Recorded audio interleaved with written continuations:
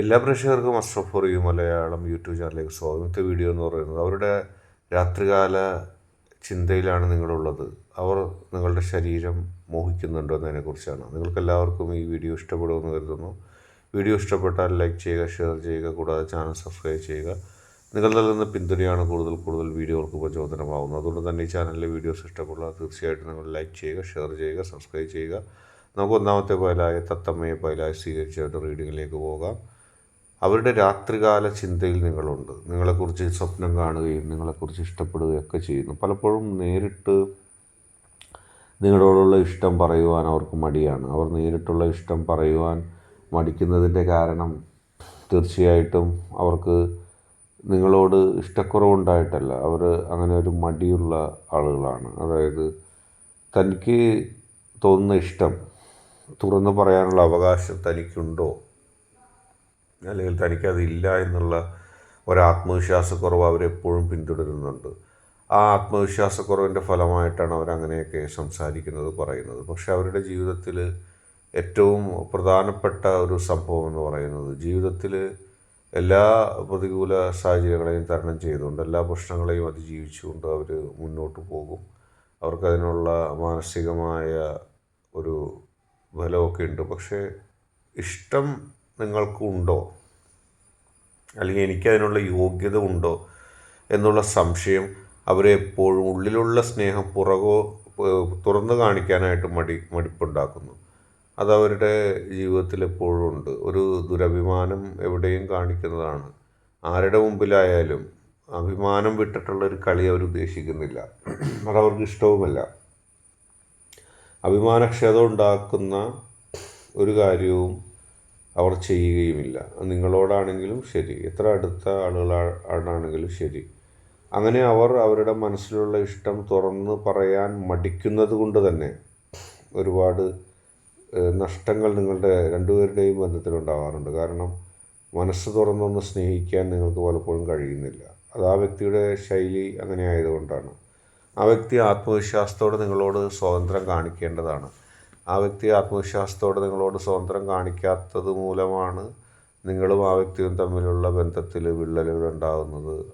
നിങ്ങളും ആ വ്യക്തിയും തമ്മിലുള്ള ബന്ധം തുറന്നു പറയാൻ പറ്റാത്തത്. പക്ഷെ ഒരു കാര്യവും കൂടിയുണ്ട്. ആ വ്യക്തി നിങ്ങളോട് ഇഷ്ടം തുറന്നു പറയാത്തതിൻ്റെ പ്രധാന കാരണം, ആ വ്യക്തി നിങ്ങളെ അതിര് കവിഞ്ഞ് മോഹിക്കുന്നുണ്ട്.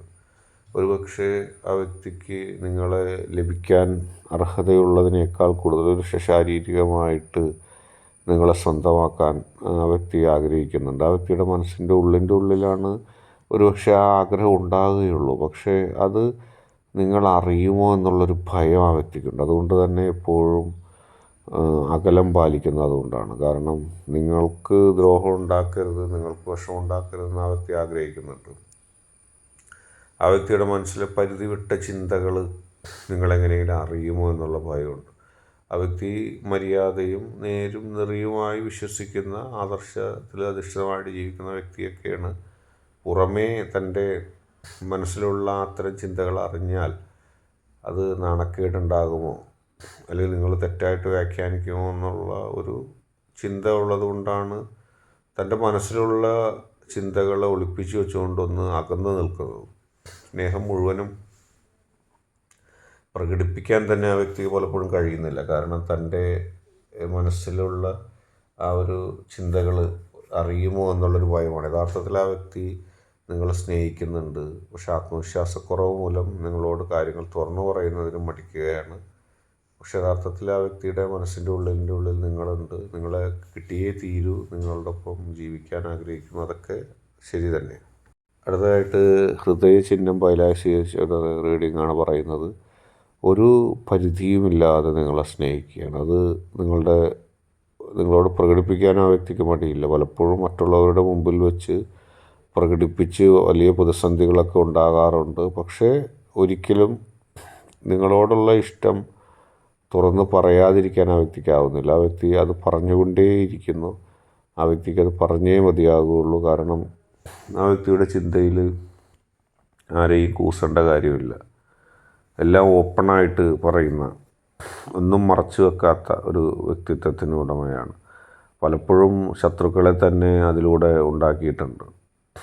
കാരണം എല്ലാം വെട്ടിത്തുറന്ന് പറയുകയൊക്കെ ചെയ്യുമ്പോൾ നിങ്ങളുടെ പ്രണയബന്ധത്തിൽ തന്നെ ധാരാളം ശത്രുക്കൾ അത് ഉണ്ടാകാനായിട്ട് കാരണമായിട്ടുണ്ട്. പക്ഷേ ഹൃദയത്തിൻ്റെ ഉള്ളിൽ എന്നും നിങ്ങളെ സ്നേഹിക്കുന്ന, നിങ്ങൾക്ക് വേണ്ടി മാത്രം ജീവിക്കുന്ന, മറ്റൊരു ചിന്തയുമില്ലാത്ത, മറ്റൊന്നിനെക്കുറിച്ചും ചിന്തിക്കാത്ത, ഏത് സമയത്തും ഹൃദയത്തിലെ ചിന്തകളെക്കുറിച്ച് മാത്രം പറഞ്ഞുകൊണ്ടേയിരിക്കുന്നൊരു വ്യക്തി.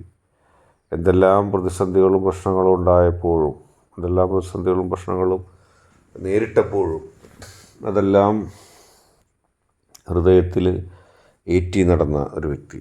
നിങ്ങളോടുള്ള സ്നേഹം പലപ്പോഴും ഒരു ഭ്രാന്തൻ സ്നേഹമായിട്ട് തന്നെ മാറി, ഒരു ഭ്രാന്തിന് തുല്യമായ സ്നേഹമായിട്ട് മാറിയിട്ടുണ്ട്.